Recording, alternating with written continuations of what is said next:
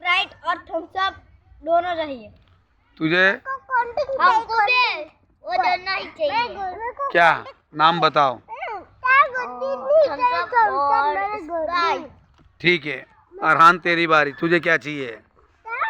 Cold drink और एक sting. Okay, तुझे क्या चाहिए? इसमें बोलो, इसमें बोलो क्या चाहिए? कोल्ड ड्रिंक चाहिए। ओके, पापा तू रो मत, पापा तुझे क्या चाहिए?